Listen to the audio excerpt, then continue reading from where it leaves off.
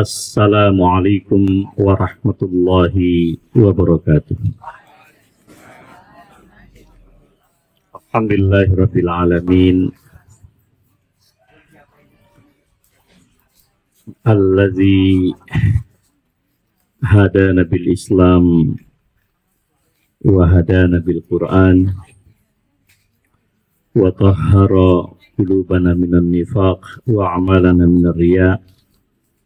Innahu a'lamu bi kha'inatil a'yuni wa ma tukhfis sudur. Wassalatu wassalamu ala imamil muttaqin sayyidina wa habibina Muhammadin wa ala alihi wa sahbihi wa man sara ala tariqihi wa ihtada bi sunnatihi ila yaumiddin, amma ba'd.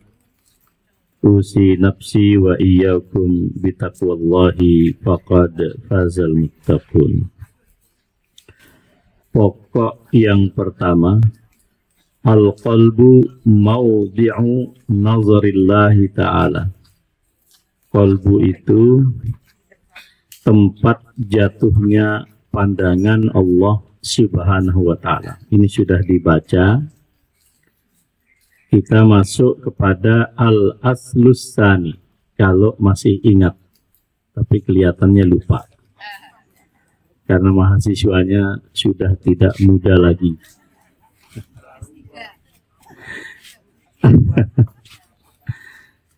Jadi sudah tidak muda, tapi tetap saja kita lanjutkan. Hadis yang kita baca pada pokok yang pertama. An Abi Hurairah radhiyallahu taala anhu, dari sahabat Abu Hurairah, semoga Allah meridai beliau. Qala Rasulullah sallallahu alaihi wasallam, beliau meriwayatkan hadis dari Rasulullah sallallahu alaihi wasallam bersabda, Innallaha ta'ala, sesungguhnya Allah yang maha agung, la yanzuru ila suwarikum, tidaklah melihat menatap kepada postur tubuh kalian, wa amwalikum, tidak juga kepada harta-harta kalian, walakin yanzuru ila qulubikum wa a'malikum, akan tetapi Allah melihat, memandang kepada qalbu dan amalan-amalan kalian. Hadis riwayat Muslim. Dari sini kemudian para ulama mengajarkan kita asyrafu ma fil insani qalbu, sesuatu yang sangat mulia dalam diri seorang manusia adalah qalbunya. Fahuwa mahallu nadharillah, maka qalbu itu merupakan tempat jatuhnya pandangan Allah, al-makhsus bi asyrafil ataya minal iman wa tawabi'. Hati ini dispesialkan oleh Allah dengan semulia-mulia pemberian anugerah dari Allah berupa iman dan segala turunan dari keimanan tersebut. Fa'alal abdi, maka seyogyanya, seharusnya bagi seorang hamba, an yahtamma biqalbihi, hendaklah dia memperhatikan qalbunya, wa yuzayyinuhu, dan menghiasinya, bitaubati, dengan bertaubat, wal inabati ilallah, dan selalu rindu untuk kembali kepada Allah subhanahu wa ta'ala, wa yutahhiruhu, dan mensucikannya, min kulli ma yakrahuhu Allah, dari setiap apa yang dibenci oleh Allah subhanahu wa ta'ala. Fa inna zinatal zahiri, karena sesungguhnya perhiasan zahir, perhiasan fisik itu, ma'akhurabil batin, tetapi bersamaan dengan rusaknya batin kita, la tughni syai'a, tidak akan memberikan makna apapun, tidak memberikan nilai apapun bagi kita. Ini dulu pokok yang pertama sudah kita baca, tidak perlu diulangi. Jadi Bapak sekalian, hari-hari ini kita diingatkan oleh Allah dengan satu musibah di satu pondok pesantren yang di Sidoarjo. Pondok pesantren yang sangat bersejarah, Al-Khazini namanya, di Sidoarjo. Di antara keluarga kemudian ada yang ya hanya bisa menangis, bahkan ada yang histeris, bahkan ada yang sampai ya itu saya lihat ada ibu-ibu ngamuk gitu, depresi dan seterusnya. Jadi jamaah sekalian yang saya muliakan, satu sisi tentu kita secara manusiawi kita memaklumi mereka ini diterpa suasana haru yang sedemikian rupa, anaknya diantar baik-baik, lalu kemudian pulang dalam keadaan jenazah dan seterusnya. Namun demikian ya, mengapa kemudian pemerintah kita menyediakan layanan konseling, bukan hanya konseling tapi ada trauma healing. Jadi ada suasana traumatik yang demikian mendalam sehingga keluarga, terutama ibu-ibu, kita lihat menelpon dalam keadaan menangis, bahkan mereka sangat depresi. Ya. Itu memang problemnya, mohon izin sekali lagi, ya daya tahan yang ada di dalam kolbu kita. Tentu tangisannya para ibu yang menangisi anaknya yang sampai pagi ini belum jelas, bukan belum jelas sebetulnya. Kemungkinan besar, kecuali ada kehendak Allah yang lain, secara manusiawi, secara teknologi, wafat. Ya, kalau saya dari awal sudah menyatakan, insya Allah anak-anak kita itu para syuhada. Jangankan mereka yang tinggal di pondok, ya hadis Nabi sederhana. Man kharaja ya, fi talabil ilmi fahuwa fi sabilillahi hatta yarji'a. Siapa yang keluar meninggalkan rumahnya dengan tujuan mencari ilmu, maka dia berada di jalan Allah sampai dia kembali pulang.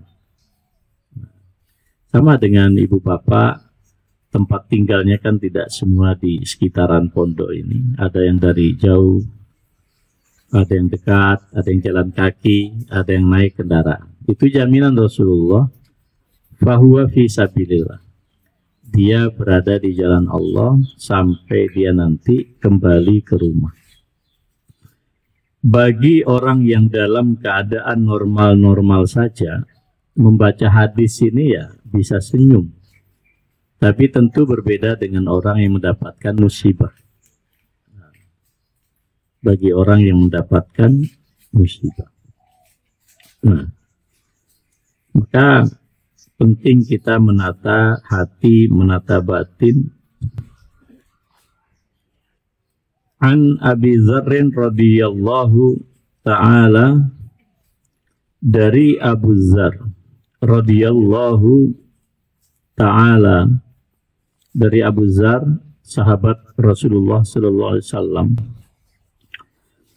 Beliau meriwayatkan hadis dari Rasulullah sallallahu alaihi wasallam, fima rawa anillahi tabaraka wa ta'ala, yang diriwayatkan oleh Rasulullah dari Allah yang maha suci dan maha tinggi, bahwa Allah berfirman, ya ibadi, wahai hamba-hambaku, lau anna awwalakum, jika orang-orang yang terdahulu dari kalian, wa akhirakum, dan orang yang generasi terakhir, wa insakum, baik golongan manusia, wa jinnakum, dan golongan jin, kanu ala atqa qalbi rajulin wahidin minkum.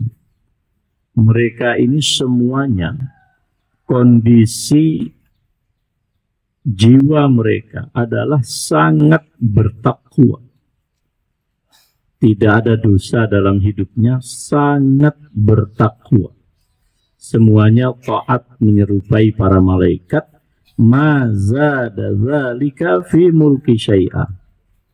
Ketakwaan dan ketaatan seperti itu, kata Allah, tidaklah menambah sesuatu di dalam kekuasaan dan keagunganku. Gak ngaruh. Ya ibadi, wahai hamba-hambaku, lau anna awwalakum, sekiranya orang-orang generasi terdahulu, wa akhirakum, dan generasi akhir zaman ini, wa insakum wa jinnakum, baik dari golongan manusia dan jin, ya, kanu ala afjari qalbi rajulin wahid. Mereka, ya, qalbunya itu qalbu orang yang sangat durjana. Semua tidak ada kebaikan. Ma naqasa dzalika min mulki syai'a. Kedurjanaan itu tidak akan mengurangi dari kekuasaan dan kerajaanku, kata Allah. Sehingga para ulama ketika membaca hadis qudsi ini, hadis riwayat Muslim, wa fi hadza dalilun. Nah, di dalam hadis ini ada suatu petunjuk ala annal asla fit taqwa wal fujur, bahwa pangkal dari ketakwaan dan kedurjanaan hiya al-qulubu, adalah qalbu. Fa idza barral qalbu wa atqa, jika qalbu itu baik, wa taqa, dan qalbu itu bertakwa, barratil jawarih, niscaya semua organ fisik itu juga baik. Wa idza fajaral qalbu, dan jika qalbu itu durjana, fajarat al jawarih, maka keseluruhan organ tubuh kita pun juga menjadi durjana. Ini dikatakan di dalam kitab Jami'ul Ulum wal Hikam ketika mengomentari hadis qudsi. Ya, sekali lagi, kalau kita sih bisa senyum membaca hadis ini, tapi tentu berbeda dengan ibu-ibu kita, apalagi sebagiannya saya lihat ibu muda juga, tidak seperti nenek-nenek yang ada di sini. Mereka kehilangan anak, mungkin pula itu anaknya yang pertama, karena usianya itu ada yang 15 tahun, ada 14 tahun, itu kan mungkin anak pertama. Saya lihat juga ibu-ibunya masih muda. Itu saya sangat merasakan perasaan mereka. Jadi tidak ujuk-ujuk kita mengatakan kok gitu saja meratap. Nah, itu saya kira tidak perlu. Tetapi mohon izin, tapi kan sebagian ibu-ibu kita juga melihat dia tertegun duduk dan hanya berlinang air mata. Peristiwanya sama, petugas yang mengevakuasi juga sama, tapi kan respon yang berbeda. Nah, disinilah kemudian kualitas kolbu kita diuji. Kualitas hati kita ini diuji. Tapi bagi orang yang barangkali dia merasa sangat tegar, sangat tabah, nggak usah pede juga. Kenapa? Nggak akan nambah apa-apa di hadapan Allah. Kekuasaan Allah nggak akan bertambah hanya karena kita tegar. Tapi juga bagi yang barangkali belum setegar orang lain, itu pun juga tidak akan mengurangi apapun dari kuasanya Allah. Jadi sebetulnya kita mumpung kita masih dalam keadaan normal, ya. Normal yang saya maksud itu kita tidak menghadapi musibah seperti yang di Sidoarjo, ya ini kesempatan untuk belajar. Maka para ulama mengatakan masaibu qaumin inda qaumin fawaid. Musibah satu kaum bagi kaum yang lain itu faedah. Apa? Ya kita melihat. Bahkan ternyata Bapak Ibu bisa bayangkan ya. Ternyata baik mengevakuasi orang yang masih ada potensi hidup dengan yang tidak ada potensi kehidupan. Itu ternyata sama hati-hatinya juga. Misal, saya mengikuti penjelasan para ahli, kenapa mereka harus berhati-hati mengangkat balok-balok itu. Struktur bangunan yang begitu berat.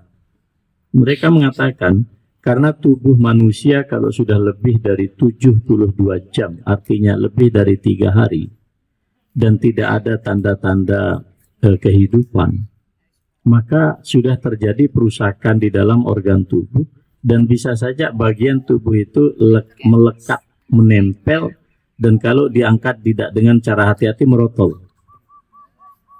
Kita bisa membayangkan bagaimana perasaan seorang ibu muda, anak pertamanya, dalam suasana kayak begitu. Ya. Nah ini yang saya maksud, ini juga menyangkut hati kita. Jadi bagaimana respon kita terhadap musibah yang sedemikian rupa, itu bukan hanya menguji orang-orang yang terpapar secara langsung oleh musibah itu, tapi juga menguji seberapa bersih hati kita. Apalagi na'udzubillah kalau sempat mengatakan, alah begitu aja sudah depresi. Palestina itu jauh lebih dahsyat, karena Anda tidak merasakan. Kan kita sekarang mudah sekali komen kayak begitu, alah gitu aja. Tuh lihat tuh Palestina, iya betul. Cuman mungkin bedanya kemujizatan yang turun di bumi yang diberkahi Palestina tidak seperti di Sidoarjo kan gitu. Kita tidak tahu. Di Palestina itu malah berminggu-minggu ada bayi yang masih selamat, ya kan? Dan seterusnya itu.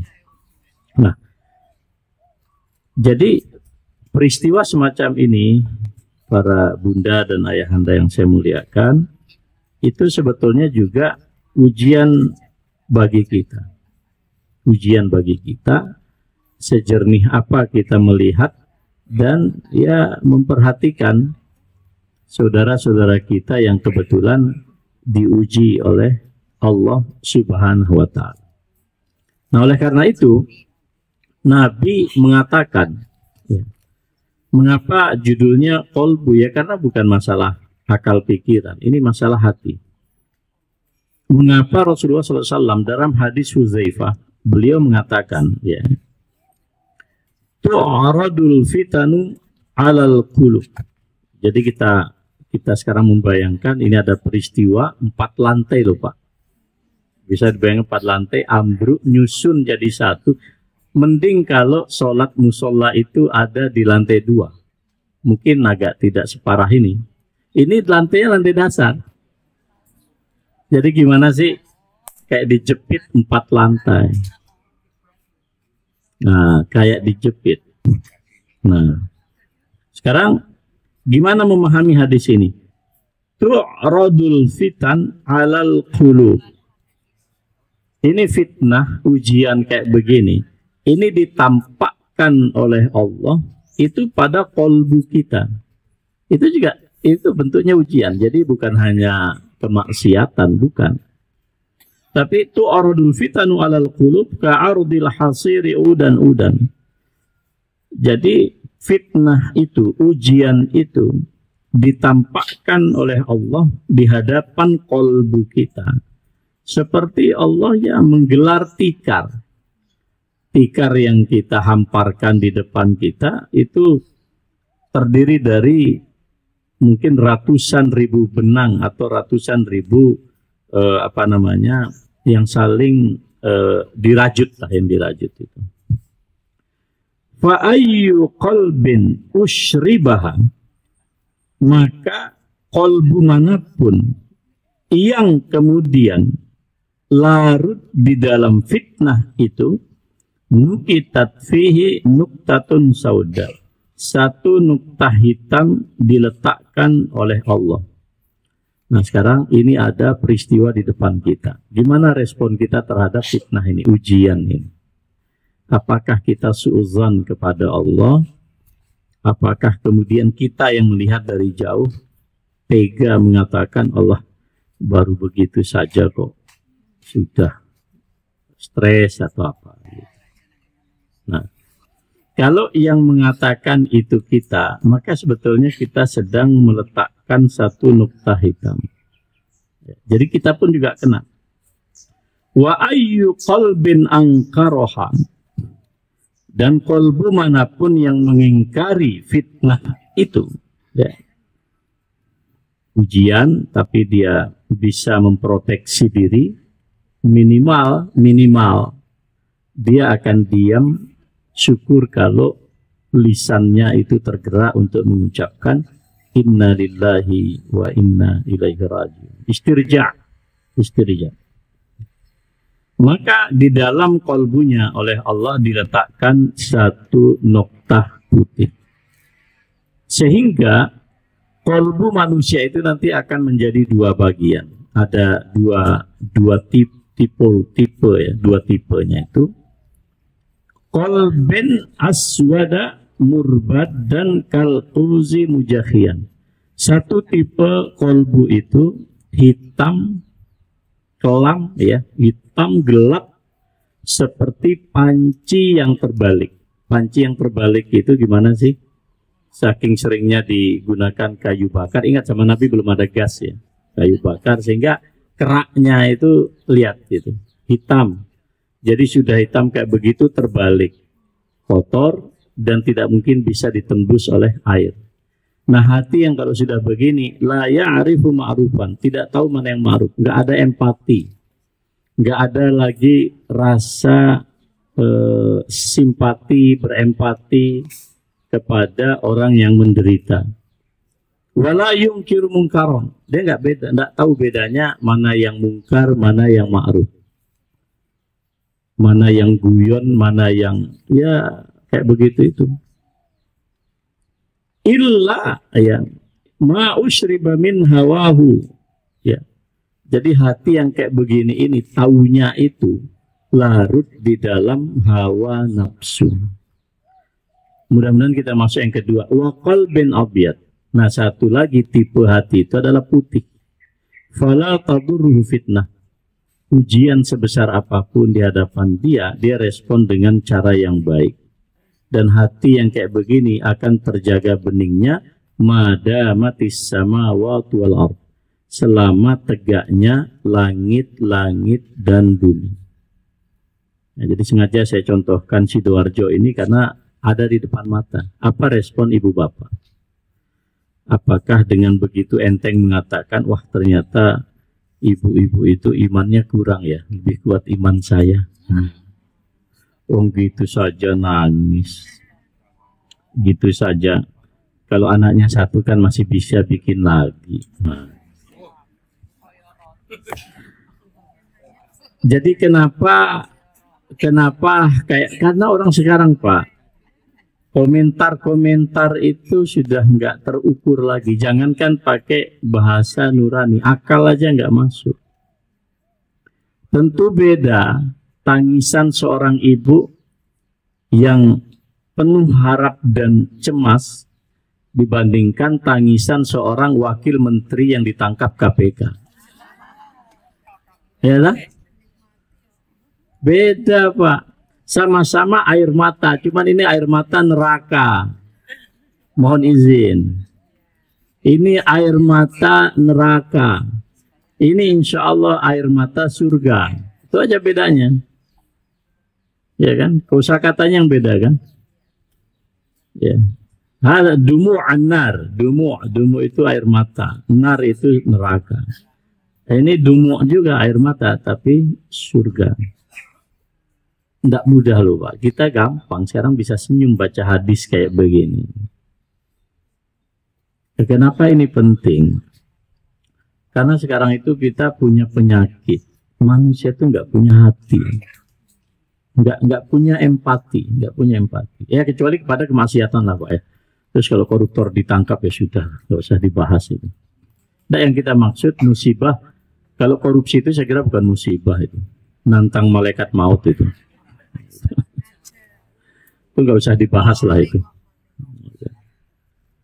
Ya peristiwa-peristiwa kayak begini yang ada di hadapan kita. Maka orang Pak, kalau hatinya kotor, sudah nggak ada lagi bedanya canda, guyon, empati, sedih, duka, nggak ada. Sama aja. Nah kita menghendaki seperti kata Rasulullah SAW, hati kita ini mungkin kita berbeda pandangan. Mungkin kita berbeda paham keagamaan. Jadi memang kita masih jauh dari Rasulullah SAW. Nabi saja kurang apa meyakini orang Yahudi itu ahlun nar itu nggak usah didiskusikan. Tapi manakala ada para sebagian orang mengusung keranda jenazah, Nabi kok masih berdiri. Sampai sahabat protes, wahai Rasulullah, jenazah yang diusung itu orang Yahudi, kok panjenengan juga berdiri? Nabi menjawab alaisat nafsan. Lah, Yahudi tapi bukankah dia juga manusia yang punya nyawa? Ini ciptaan Allah. Nah, jadi kita masih jauh dari itu. Nah, fashabbaha arudul fitan alal qulubi syai'an fa syai'an ka'ardi 'idanil hasiri syai'an fa syai'an. Kalau panjenengan merajut, ini ada ribuan benang. Lalu dengan mesin kemudian menjadi kain. Tapi kalau diuraikan, ujungnya pun masih kelihatan ada benang. Maka kata para ulama kita, ujian yang datang di hadapan hati kita ini dahsyat. Seperti hamparan tikar. Ya, dirajut dari kiri ke kanan, atas ke bawah, dan seterusnya itu. Kemudian apa? Watun sajufiha wahidan ba'da wahid. Terus dirajut satu persatu benang itu. Ya. Itulah ibarat ilustrasi fitnah yang dihadirkan oleh Allah di hadapan kita. Nah, jadi jangan heran kalau fitnah itu kelihatannya karena kalau fitnah itu bentuknya gandruwo, orang nggak suka. Maka fitnah itu bentuknya itu perempuan cantik, pria tampan, kan gitu. Tapi kalau fitnah itu bentuknya kayak gandruwo, ya orang nggak suka.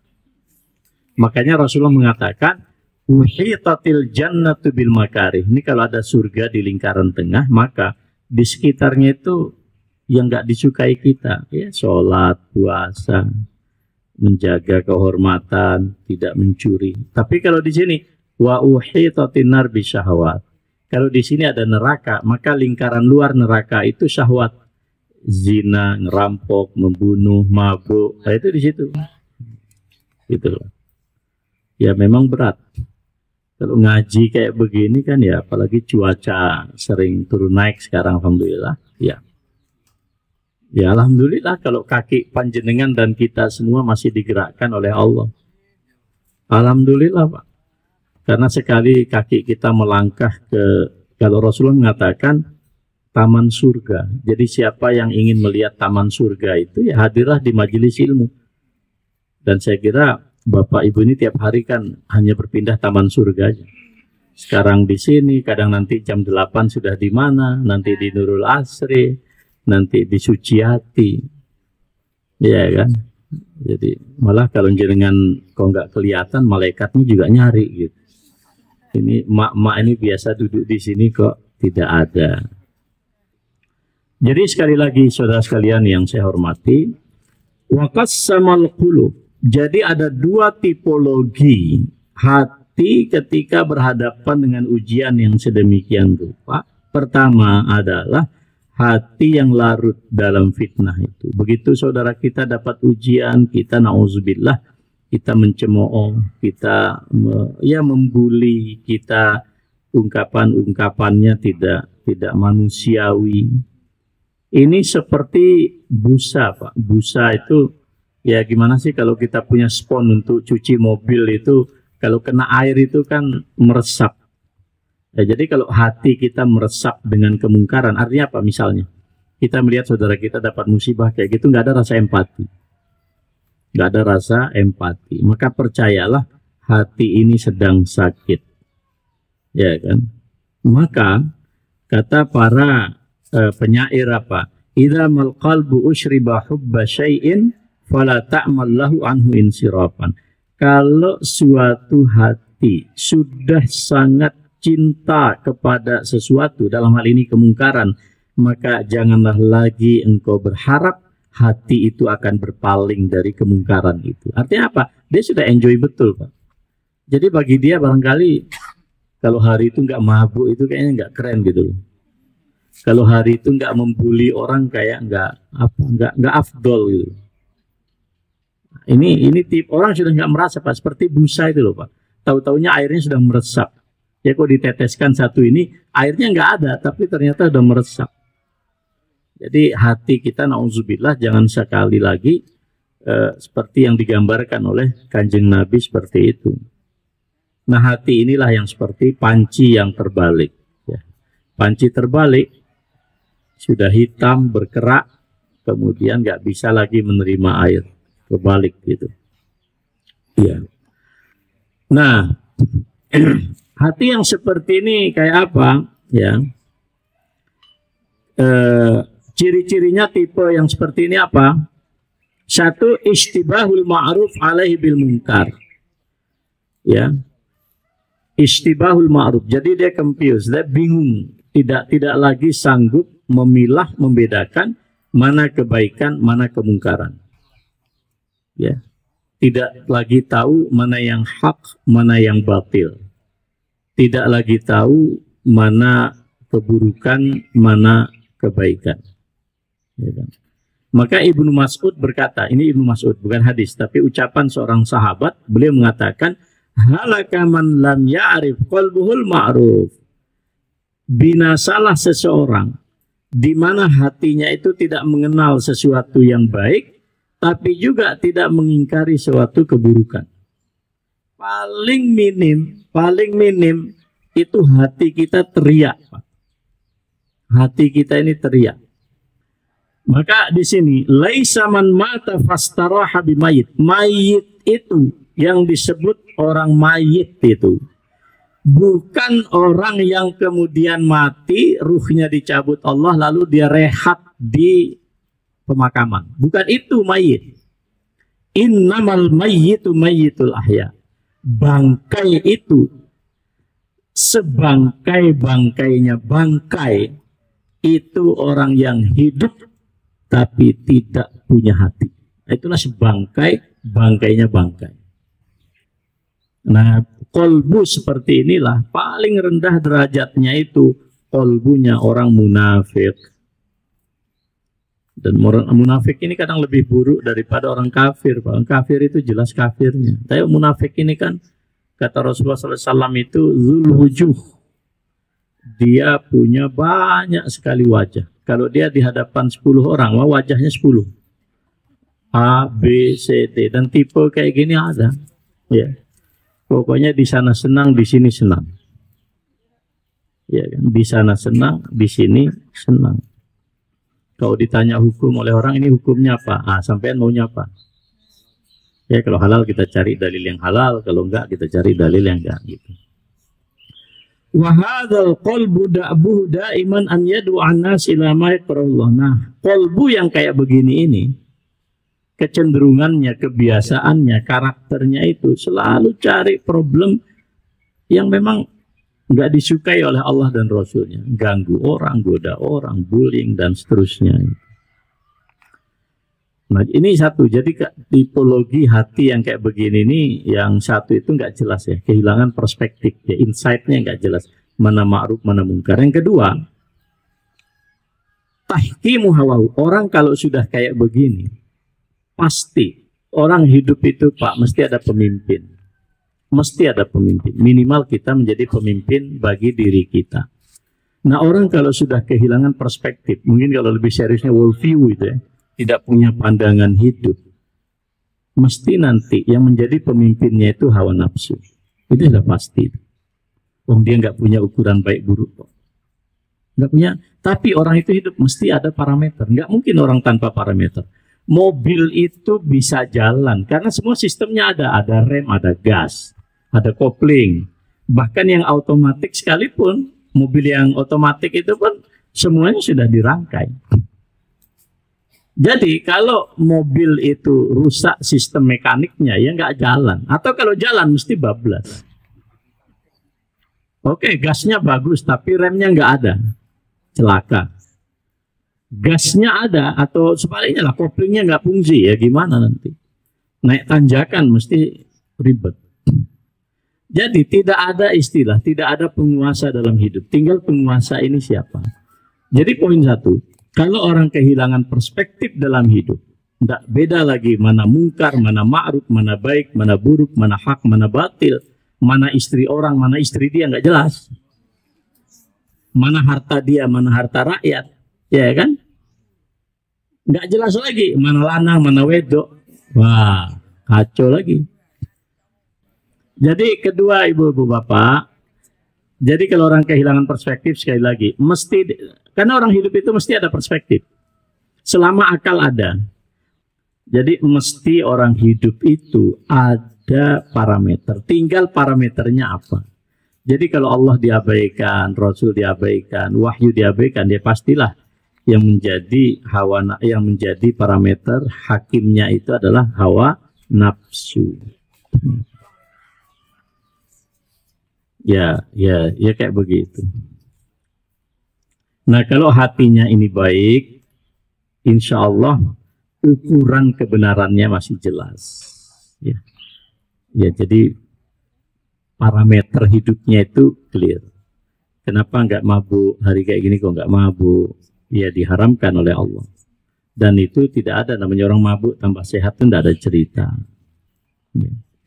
Jadi qalbun abyad, hati yang bening, tipologi yang kedua, arafal haq, dia akan mengetahui yang hak, wa qabilahu wa habbahu, dia hatinya akan menerima kebenaran, dia akan cinta kepada kebenaran, dan selalu kebenaran ini menjadi timbangan di dalam kehidupan. Iya, dan seterusnya. Fitnah yang datang pun juga kita masih ada timbangan dan seterusnya. Jadi saudara sekalian yang saya muliakan, fa fitnatus syubuhat, ya. Kita dijaga oleh Allah dari dua fitnah besar dalam hidup. Pertama itu adalah fitnah syubhat. Fitnah syubhat itu apa? Ya, imma bi'atiqadi khilafil haqq alladhi arsalallahu bihi rasulah. Kita menselisihi kebenaran yang sudah paten, sudah diajarkan oleh para nabi, para rasul, oleh para kiai, guru-guru kita. Ya, Qur'annya pun juga masih ada, mengecek di hadis juga mudah diakses gitu. Jelas sekali itu. Kalau nggak bisa sendiri ya bisa nanya, bisa berdiskusi. Maka hati yang bersih itu insya Allah ya fitnah syubhat ini aman. Dan yang kedua, kita insya Allah diamankan dari fitnah syahwat. Ya betul, siapa sih yang nggak punya syahwat dalam hidup? Tapi ya syahwat ini perlu di-manage, perlu diatur. Ya, wa an yuhibbas syahawat al-muharramah. Fitnah yang syahwat yang diharamkan oleh Allah itu tertingginya itu nanti syahwat menjadi Tuhan. Afara'aita man ittakhadha ilahahu hawahu. Jadi bukan hanya menjadi ukuran, bukan hanya menjadi parameter, tetapi syahwat itu menjadi Tuhan. Ya inilah Bapak sekalian, maka Nabi terakhir saya ingin bacakan hadis Nabi Sallallahu Alaihi Wasallam diriwayatkan oleh Imam Ahmad dan dinyatakan sahih oleh Imam Albani. Beliau mengatakan, Nabi mengatakan kepada kita, inna mimma akhsha alaikum, wahai umatku, yang aku takutkan pada kalian, Syahawatul ghayyi, syahwat kesesatan, fi butunikum, dalam perut, wa furujikum, dalam kelamin kalian. Itu paling kunci yang ditakutkan oleh Nabi. Satu, syahwat yang menyesatkan di dalam perut. Perut itu apa? Makanan, Pak. Makanan, minuman, terus macam-macam lah. Yang kedua itu, mohon izin, nafsu biologis, seks. Inilah hawa nafsu yang betul-betul membuat hidup itu nelongso, Pak, sengsara.